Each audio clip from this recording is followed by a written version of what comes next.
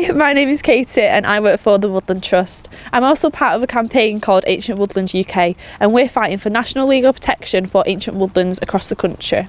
Today we're here at my work in Walkerfold and we're going to go on a little bit of a journey to try and find some ancient trees. There's an area that we think there is going to be some new ancient trees that we can record. So we're going to head over there, we're going to measure trees, we're going to have a look at their features such as epiphytes, which is ferns and other plants that grow on the tree. We're going to look at the diameters of the tree, measure them all the way around. We're going to look at the types of species that are growing at the bottom of the tree, and also all the knobbles and cracks in the tree and how it looks worn by the weather. So let's go. So we're just approaching Brownstone's quarry, area of special scientific interest on the Smithills estate. It has heathland all at the side, and it used to be a quarry, as the name suggests, over 100 years ago, but since then there is some trees that have colonised around here, and there is already an ancient willow that has been recorded in this area. That is why I think if we go today we are going to find another willow tree that we can record, hopefully. So I've got my measuring tape, let's go. There is a scale of ancient trees, so ancient trees begin as notable status, and this is when a tree is kind of weird looking, it's got a few funky bits, but it's not got enough deadwood yet to really be truly ancient.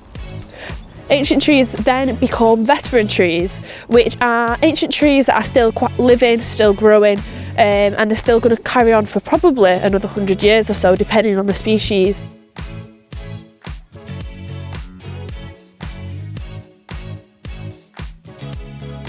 And then you move on to ancient trees, which have a substantial part of them decaying, so most of the tree, if not all the tree, will be dead wood. There might still be some small growth and some shoots growing off it. And weirdly, when trees are mostly dead and not really growing anymore, that's actually probably when they are a really key part of the ecosystem, because they become deadwood, not just deadwood that you would usually see lying on the ground, but deadwood that is upright. And like we spoke about before, that brings in the insects, the birds, lichens, moss, epiphytes, all of these key species that we need in British woodlands.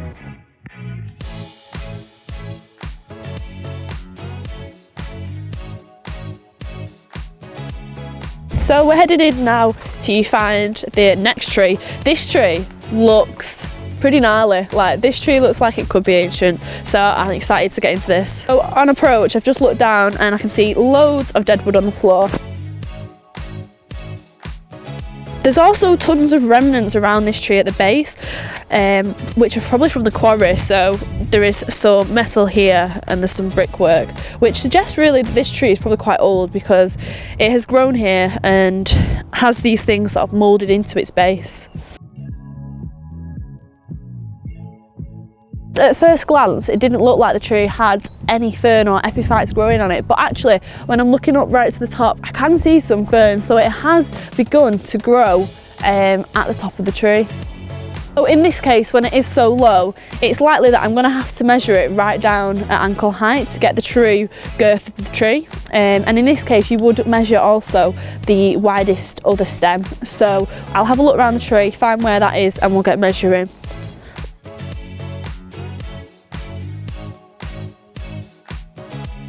I've measured it around, it's coming out at 3 metres 88. The height that we were measuring from, around 50 centimetres. So now we've measured the girth of the tree, it's time to take pictures so that they can be verified online. You want to take one picture looking up into the tree so that you can see how much deadwood is about, and you can spot some of the species that may be living on the tree. And also pretty good to get pictures of key species that live on the tree. So we can get pictures of those scarlet elf cups that we've noticed, we can get pictures of the ferns living on the top, the moss and the lichen that lives in the tree. And then we will also get a picture as we begin to leave, which will show you whereabouts the tree is in the landscape, so that if anybody wanted to come and visit the tree, they would be able to spot it out in this environment. We also want to make sure that before we leave, we remember to get our Ordnance Survey location. So I've got an app on my phone, I'm just going to hold it right close to the tree, screenshot, and then I can have that for later to make sure that I'm putting in the correct geographical information. So when we think about the fact that this tree has quite a lot of fungi growing on it, it's got a ton of epiphytes, so your mosses and your ferns at the top and your lichens. This tree also has fallen branches all on the floor, dead wood. It even has some dead wood that has fallen half down and is still living. I think this tree could definitely be a veteran tree, so I'm going to go and I'm going to submit it tonight, and this will be my first ancient tree discovery, so I'm so excited.